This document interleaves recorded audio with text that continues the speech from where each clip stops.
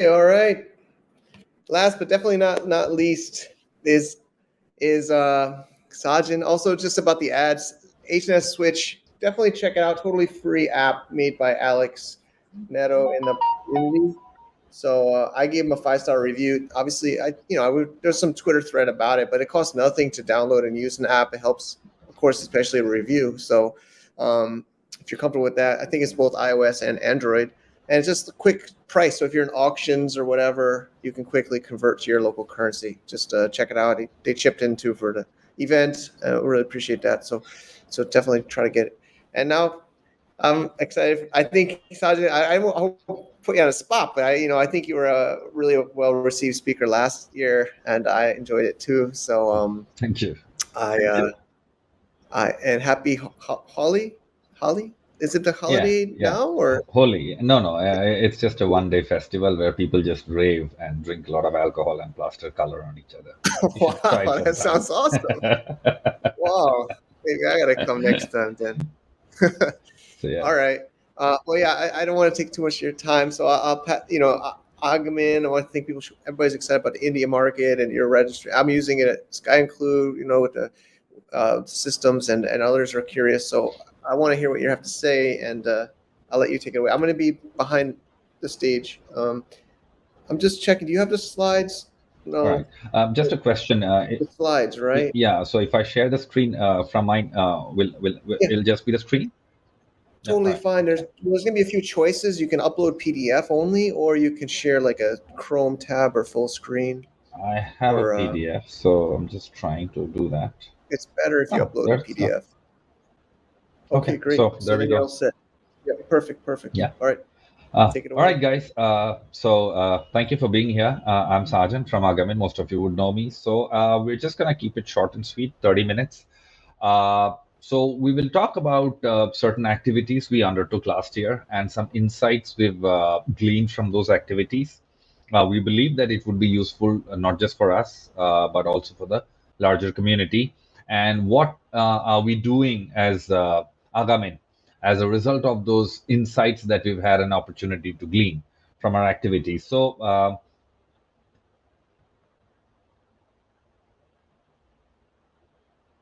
we went into public beta in early 2022, and we had quite a strong start. The local media covered us, prominent newspapers covered us, a lot of the digital blogs covered us, and everything looked pretty good.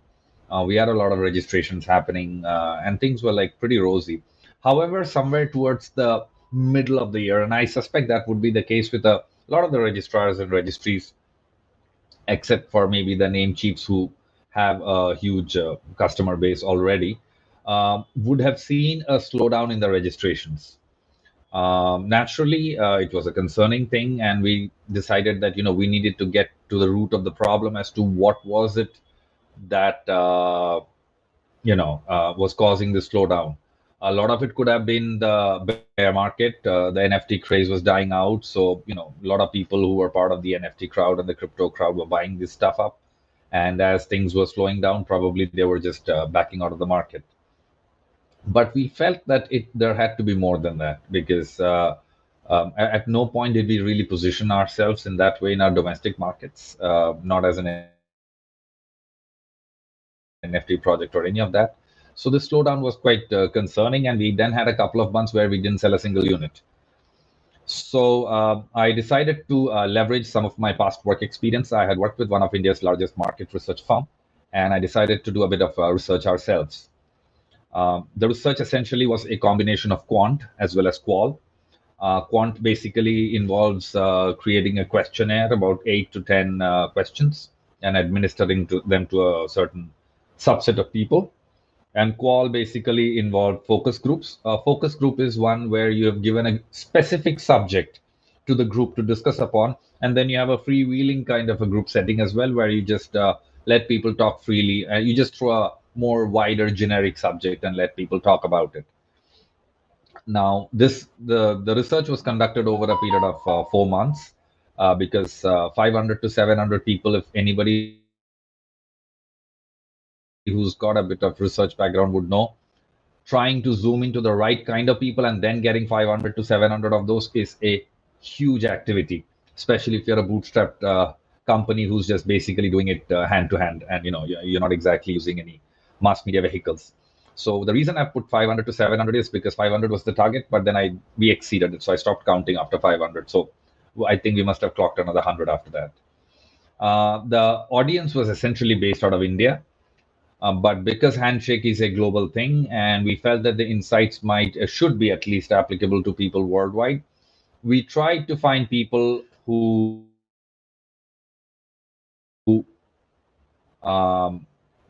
were in the age group between 20 to 45, metropolitan and mostly multicultural in terms of their consumption of music, movies, cuisine, clothing, and vacations. Mostly internationalists, if you could call it that way, so that we could at least try and get some semblance of representation that might be relevant to even people who are outside of India.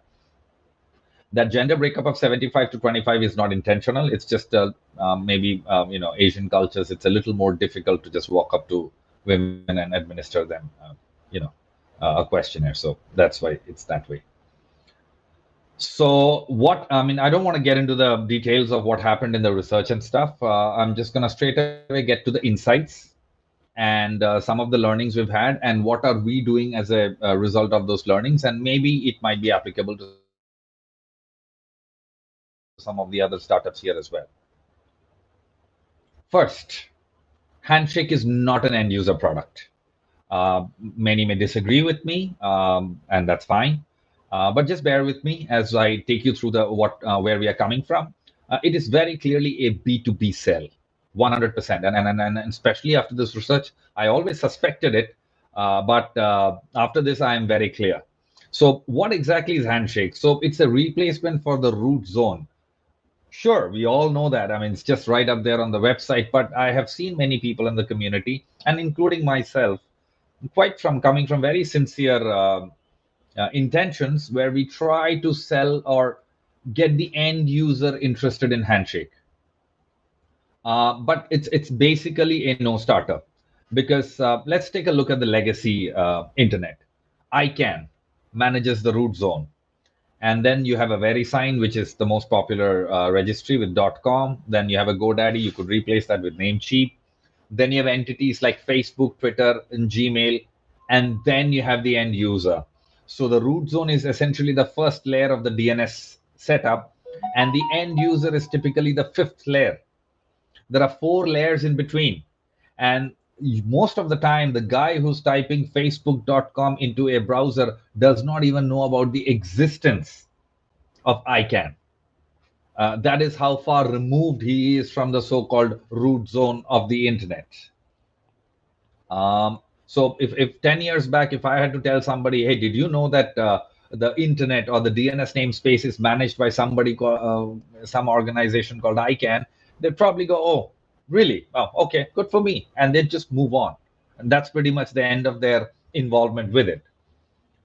If we had to look the same thing up, say, with Handshake, we have registries and registrars kind of getting clubbed into one in with many of the companies. But again, the end user is typically the fifth if there is a registry registrar, or the fourth layer if it's clubbed. And again, Handshake is the first. So again, there are multiple layers between the end user and the root zone, or so-called Handshake, the project that we are talking about. So this is, of course, if we look at it from a domain perspective. Now, both Agamin and we have startups like Superlink who are looking at it as user IDs. So if you look at it as a user ID, sure, we managed to cut a layer off. You don't need an entity. But again, Handshake is the first layer and the end user is the fourth or the third layer, depending on what that structure is like. So Superlink is a registry registrar rolled into one. So in their case, it would be at least third layer. So again, the user is far away from Handshake. So today, if you were to go and say, hey, remember we spoke about ICANN? Now it's been decentralized with Handshake. And again, the reaction is likely to be, oh, good. And then they'll just move on because, again, it's not relevant to their lives. So the focus needs to shift from Handshake to maybe other things. We'll get to what those other things are. So again, that other thing is going to be use cases or utilities. And even there, depending on how it is being presented, the use case and the utility would vary. If you were to look at the whole thing as a domain name for entities, I mean, everybody's everywhere, but say by the looks of it, the most prominent startup or the Namecheap is not a startup, it's a big company, is Namecheap, and their collection of TLDs seem to support the domain usage more. So in their case, you have the handshake, and then you have the Namecheap entity, and then you would have a B2B entity, which would be a website or a service, and then you would have the end user. So the use case would have to come directly from the customers of a Namecheap or an entity like that. Now, while I was talking about this, many of us spoke, the word domainer was thrown around a lot as an end user. Now, I'd like to point it out that while domainers may be individuals, but they buy a domain name from a business entity and they usually sell it to another business entity, because unless you're a business, you don't really need a website. So they are just facilitators in a B2B trade. So it's again part of the B2B ecosystem. And if you look at it as a username, then usually the utility comes after the user has bought the name. So in a domain structure, the utility comes first and then it drives users. As in, you may not be buying the name, but you would be using them to resolve through browsers and so on and so forth. And if you are pushing it as a username, then you may be able to sell the usernames up front. But if you expect continued renewal over the years, then there would need to be use cases. So we're going to be upfront. We've had a significant, while we had a huge number, we didn't have that kind of renewals this year. They dropped almost by 50%. And one reason we attribute is because what do people do with these names? And how long do we expect them to hold on to these names before they can actually use it? So, yeah, so it's a B2B sell. And then the next is use cases. Use cases are the key to ensuring that Handshake succeeds. So we need to get startup ecosystems excited about Handshake. An approach I would like to take in my earlier years, something when I just got into technology, Linux was something I came across. Now, I realized at that time when I ran into Linux that I was using it via many of the services, but I'd never heard of it. And probably that is what is going to happen in the end, where a lot of people will end up using services that are powered by Handshake, but they probably won't ever hear of Handshake by or interact with Handshake by themselves. Sure, as retail investors, they may buy some tokens, but again, I don't expect that market to be big, because if you look at the larger structure, how many people invest in the stock market? How many people invest in mutual funds? If you look at them as a percentage of the larger human race or the larger amount of users on the internet, it's a small percentage.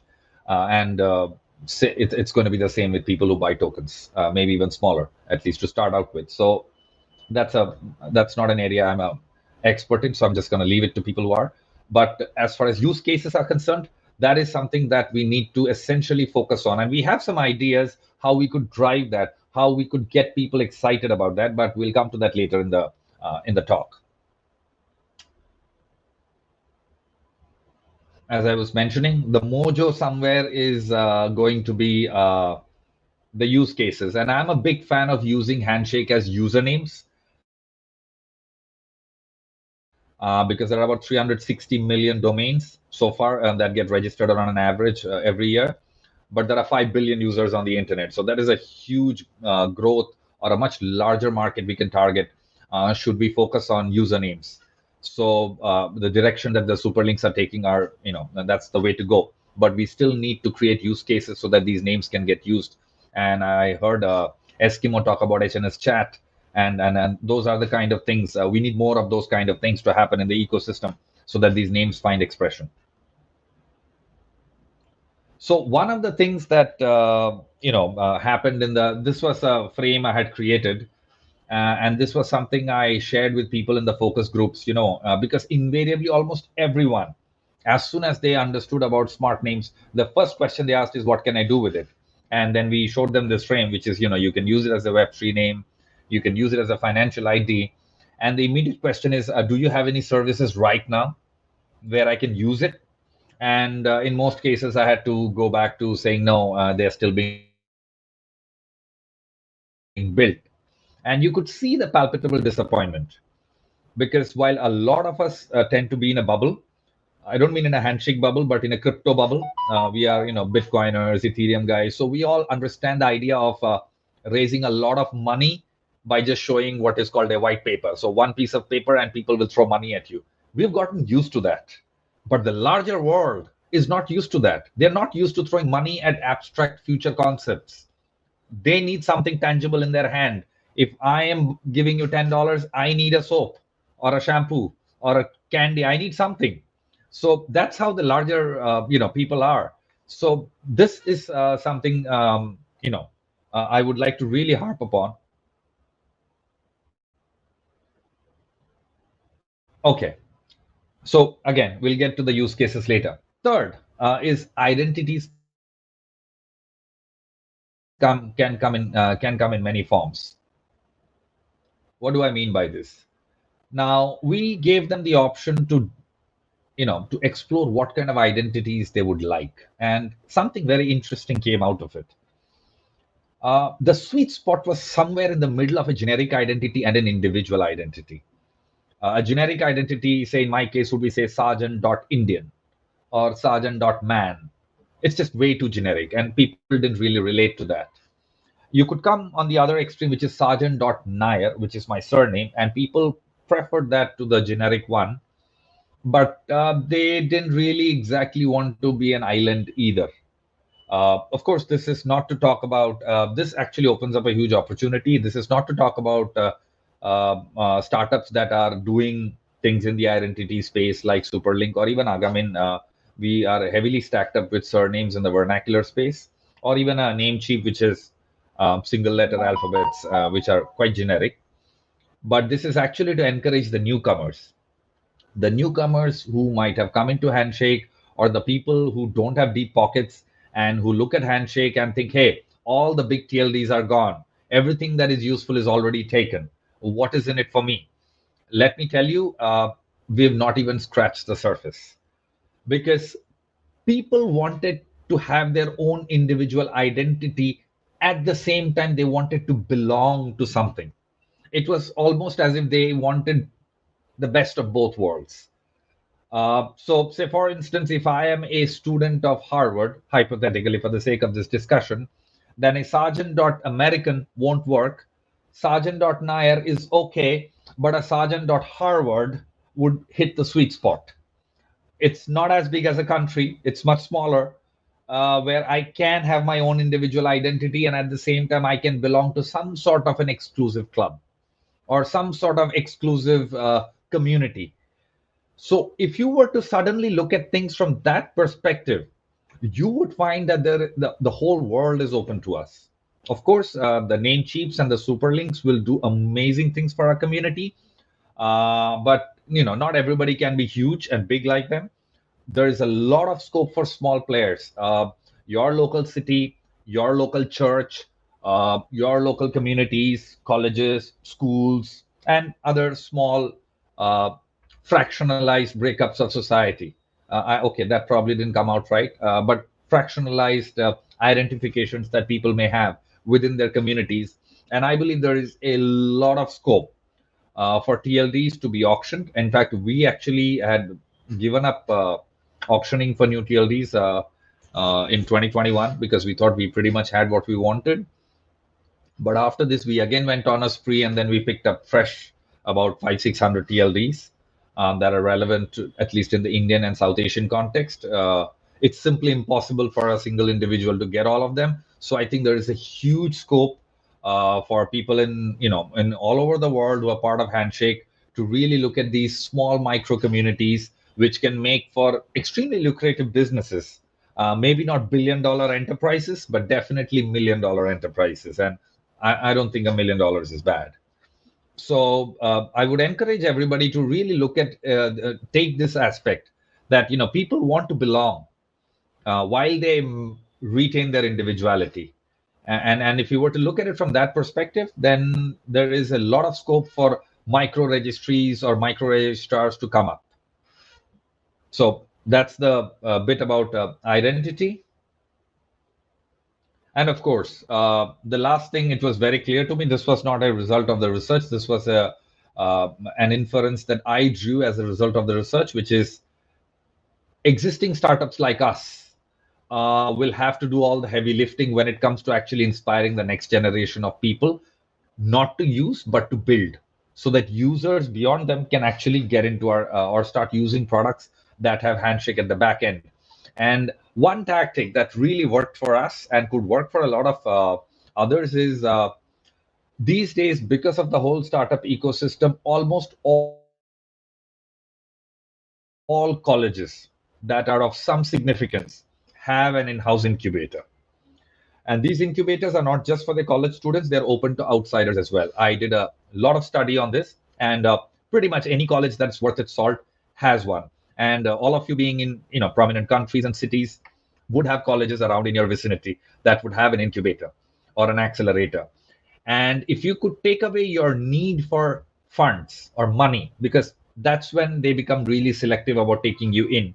So they have these options where you are open, if you are open to being incubated without raising funds.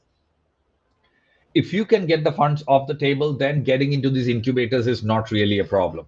You can really get into these incubators. And once you are in a college incubator, you could start by building for that college itself. Typically, all colleges have around 2,000 to 3,000 students. These are builders, people of the next generation, students, getting them excited. And in fact, we did that, and we'll share our what we are going to do in that space. So to catch hold of the intellectual cream of a society, which is essentially the college kids and the future, and exposing them to Handshake and getting them inspired and then letting them build, is going to be a very lucrative path forward for Handshake, because these kids will probably be able to come up with stuff that many of us can't even imagine. So that's pretty much about the research that we did. So I thought we'll just put it out there. So what are we doing about, what is Agamin doing about them? So, well, uh, first, we are building for the top 100 colleges in India. So we are in conversation with quite a few of them. We've acquired all their TLDs, and we are going to build small ecosystem for the top 100 colleges of India. And we'll start with the IITs and the IIMs. I don't know how many of you are aware of IITs and IIMs. Indians would know. But if you're from, say, from another country, IITs are the equivalent of an MIT for India, and they're seriously high quality colleges and very difficult to get into. And IIMs are the equivalent of business management or those kind of post graduation colleges. And most Indians, 99.99% of Indians in the Silicon Valley, the ones you might run into in the Googles and the Facebooks and the Twitter, would all be from the IITs and the IIMs. They would have gone to either one of them or both. So we're essentially talking about the top 1% of the 1% of the 1% of the intellectual cream of 1/6 of the human race. There are about 23 IITs and 20 IIMs in India. That's 42 colleges. And we will build with all of them. We are incubated with one of them, and we use the same strategy that we said. We kind of took funding off the table, and we presented an interesting concept, and they were happy to have us and incubate us. And once we got incubated with them, then it was easy for us to talk to their students, talk to their student committees, and they got excited about it. And we'll get to that.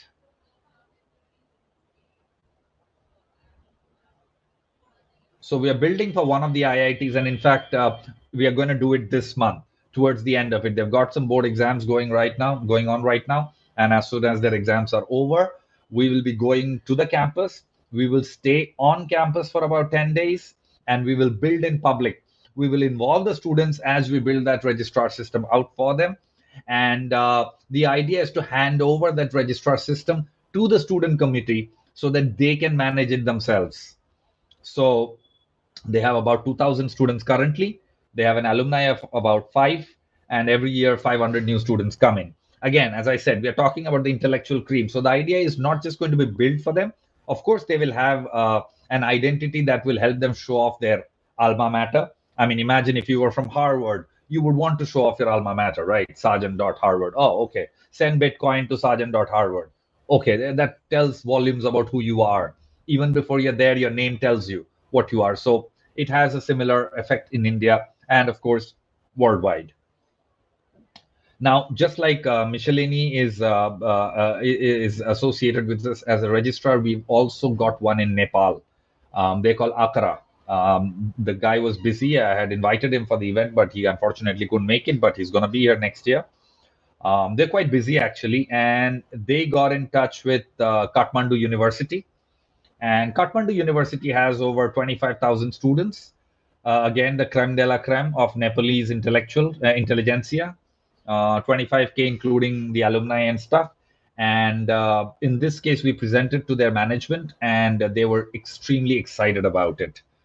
They really loved the idea, and the fact that and especially Nepal as an ecosystem is not a very big population. So venture capitalists tend to not really go into that market because, unless you're coming out with a global solution, a national solution is not going to be very big in terms of numbers. So not very scalable. So there is a paucity of investors. So this is also a model you guys could explore. So we went and told them something very exciting. We told them, you know what? We will do now the IIT one we are doing individually. We are doing it in the institute, but the institute management directly has no role to play in it because they are much more evolved ecosystems. But the Nepalese ecosystem was not so evolved. So here we decided to go through the management and we incentivized them and we said, you know what?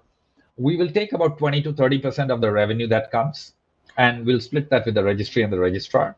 And we will give 70% back to the institute so that they can create a startup fund so that they can fund their kids who built on Handshake. So the idea we gave to the Nepalese guys are if your students are gonna build a service on this network, then out of this 70% fund, we can fund them to create their minimum viable products. So that is something the institute really vibed well with. And we are in pretty advanced stages of talk, and we are pretty confident that we will close that deal. There are a couple of other institutes in Nepal that I am directly in conversation with, but they are early stages, so I don't really want to jinx it by talking about it at this stage. But I have a good vibe about them as well because Kathmandu University is like the big enchilada in Nepal. If you take their name, if they are on board, then the rest will kind of just like a domino fall in place. So that's the good news that's coming out of Kathmandu, and that's pretty much what we are doing with the colleges. And we feel that this is a replicable model in other countries, especially US, extremely rich academic ecosystem. Even countries like China, Japan, parts of Europe, all of them have very rich and developed ecosystems. So I think there is a lot of scope there to build these microsystems. Okay, before we go there, there's just one more thing I missed out here. We are also in talks with somebody to create an Arab internet, the GCC countries. They're extremely excited about having an ecosystem that essentially works in their their native language, which is Arabic. And we have a lot of interesting Arabic TLDs, both surname-wise as well as generic ones, which can be used in those markets. They put some funds up front to set up a registrar and market it. So we are still in the process of closing the deal. So we'll keep the community informed as and when something develops. So that's the registrar aspect of it. Now I want to come back to the point I had made earlier, which is use case. Now we need use cases. Now, of course, you know, dating apps, chatting apps, all of that can happen. In fact, those can happen in colleges because 2,000 kids, you have that ratio of boys and girls there so that you can have these interesting things happening there. We felt that fintech is a space that really connects with people and there is a genuine need because almost all popular fintech apps worldwide use either identity layers that can be classified as a privacy concern, but people still continue to use it because there is some utility in it, or they are not user friendly. If you're using a wallet, then it would be a phone number. If you're using PayPal, then it would be an email. So they are privacy concerns. And if you're using a crypto wallet, I don't think I need to tell you guys how user unfriendly they are. So we decided to get into the space. Uh, People in India would be aware of it. People abroad may not be. So there is something in India called the Unified Payment App. I'll see if I can give a quick demo.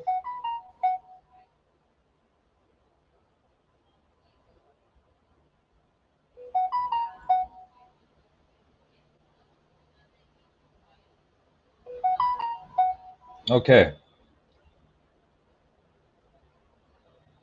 So this is the app.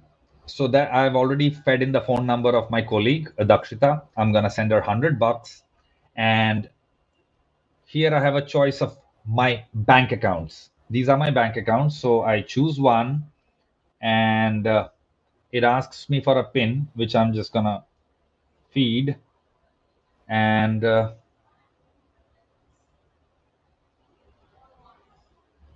that's it. $100 transferred under 3 seconds, bank account to bank account. We're not talking about a wallet. Bank account to bank account. This is a hugely popular protocol in India. In fact, even the average shopkeeper on the street, the uneducated guy, doesn't speak a word of English, has never gone to school, they are on this protocol. I don't have my wallet with me. I wish I could show you my wallet. I have about $10, the equivalent of $10. And that is just in case I need to use cash somewhere. I haven't gone to an ATM for over a year and a half now. Um, Nobody uses cash anymore. We are almost a cashless society. And it has about 500 million users. It's on track to process over 100 billion transactions in 2023. And now this protocol is going to Europe. So France has signed up. So you can expect European countries happening. Middle East has signed up for it. And recently in India, we had the G20 summit, and several agreements were signed up. So 2.0 is coming, which is going to be a global thing. So bank transfers will just happen like that. And the problem with this protocol is it uses phone numbers. It also has an ID, but it's just quite a mouthful. You might as well use a crypto wallet address. So we saw an opportunity here. And especially an insight we observed is women. Women are not very comfortable giving out their phone numbers in P2P environments. My wife and a lot of my friends, whenever they would have the opportunity, they would tell their husbands, fathers, or their grown up sons or brothers to give their numbers. They generally don't want to give their numbers away unless they have to.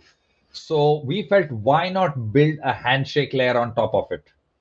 Okay. So the stack is going to look a bit like this, where here we just use the HNS, the light node, which does the resolving. So user can enter a smart name and the amount. The resolving would happen, and it would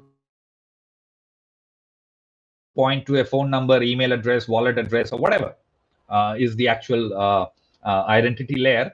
And then it would just connect to the API. So essentially, you don't change the existing tech stack, whether it's a UPI or you're trying to clone PayPal or M-Pesa is a popular wallet in the Middle East, or if it's a crypto wallet, you don't really change the tech stack. You just build a new layer on top of it, and that does the resolving, and then everything just works the way it is.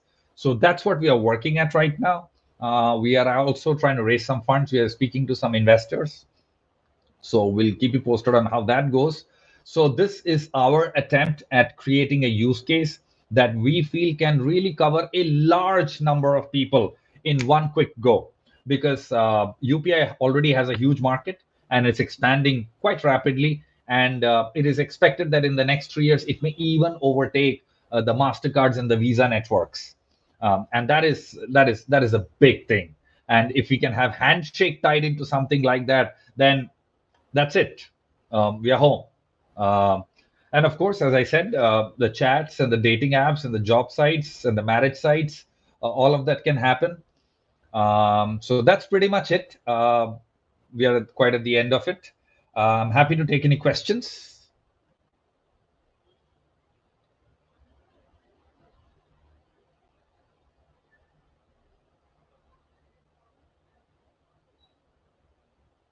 As always, I knew you would bring the good stuff. That was amazing. Thank you. I saw a lot. Yeah. Also, your videos are good, right? It's true. He makes. I don't know if you want to show a little one of your. Well, people can look them up, or you can link to them. But you do make some good promotional videos and ads. Actually, I think people don't know. You've done video before, right? You were like a film Before producer. I got into technology, I was actually, my background is advertising. I started with market research. I spent about 8 years working with advertising agencies, some of the finest networks, Ogilvy, Publicis, Havas networks. And then I had my own production house. So we used to make digital content and films. Um, so that's pretty much where I was, and we had a huge focus on travel. And the pandemic kind of, ended that run. And I was actually wondering what to do, and I wanted to invest in some sort of a low cap, because I didn't have much money. So I was looking, low cap crypto tokens to buy and hoping that someday it'll become big and I can make some money. So while I was researching, I actually ran into an article. I've spoken about this before. It was a Forbes Yeah, article saying I remember six some six big tokens investors that bought. people are buying up, and then I saw A16Z's portfolio, and it had Handshake in it. So I knew about all the other five tokens, and Handshake seemed new. So that's when I started looking up Handshake, and I looked into Handshake, and of course the domains looked more interesting than the token. So I started buying up domains. Once you have a decent amount of domains, then you're like, you want to do something bigger than yourself. It's not just about then making money for yourself, because I felt that at least I saw genuine need in India where I felt it could be useful. So yeah, wait, what I can do is I'll share the channel link here. So if people like to watch my videos, I'm just gonna put it in the chat. You guys can look it up. Okay. I think you see the Yeah, question from Crook about your solutions ready to yeah. go for this. Uh, my solution, if you mean by the payment app, no, it's work in progress. We are working on it. Also, because it connects, it's actually a layer on top of a standard fiat protocol. There are a lot of regulatory aspects that we need to cover. We are working with a bank called Yes Bank. It's a prominent bank in India. So they are going to be sponsoring the API. You can't get the API directly. So you have the Reserve Bank of India, which is like the Federal Reserve in the United States context. And then you have, say, a bank, maybe like a Chase or JP Morgan kind of bank. And then if you are building an app, then you get the API for that payment protocol from the bank.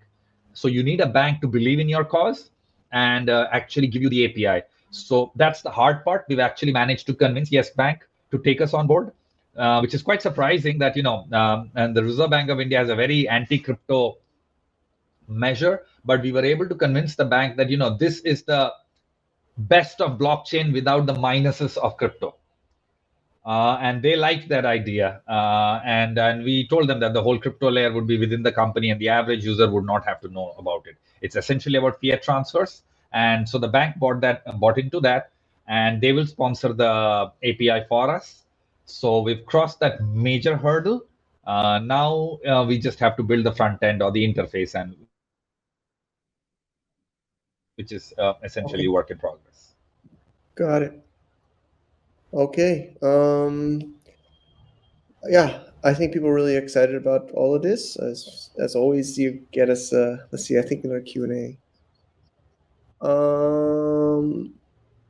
You see Kirk. He's got a lot. I think you two should connect anyway. I think he was the one. He presented just before you, and you were chatting. But I think you two, your Yes. two companies. See, I think that your is two not up companies to should us. talk. That is not up to us, or that is not really up to the Handshake ecosystem.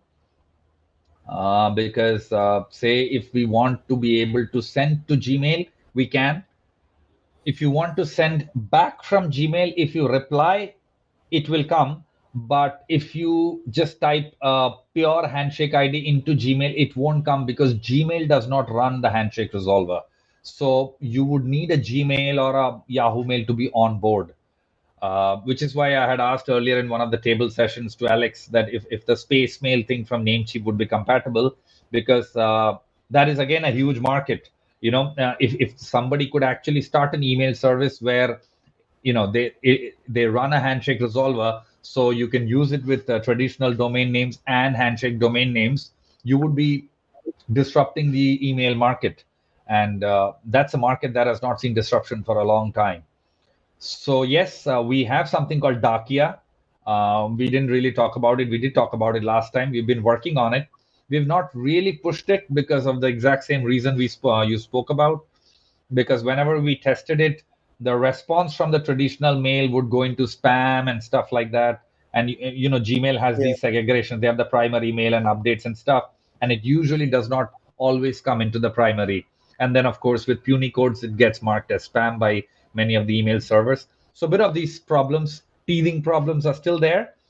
But someone like Namecheap, which is a much bigger entity, would have the power to create a disruptive service and then put in the resources to push that. Awesome. All right. I think I think maybe you two should connect, and the others we could always reach out to you. Maybe that's a good one. How do people? Yeah, I put my That's your Twitter handle. Twitter thing, and if anybody who would like to reach out to us, please reach out to us. Anybody who would like to work with a college and they need to connect with us, they need some help, so that you can build a small ecosystem Yeah, which does not cost much. We are happy to help. So yeah, there's a lot to be done, and that's that. that's great. Yeah, I think a lot of people here are excited. And yeah, we work together. You could also help with tech. I know some people need tech help, and I know maybe you could also help with that. Yes, we But can. I think I'm wrap. I got actually another appointment in a few minutes, All so right. I think Thank you, we'll wrap up. everybody. It's been a But pleasure. yeah, thank you, Sajid, as always. Cheers. And then we'll do a closing for everybody, and in a minute, I'll just go through leaderboard and closing one bar.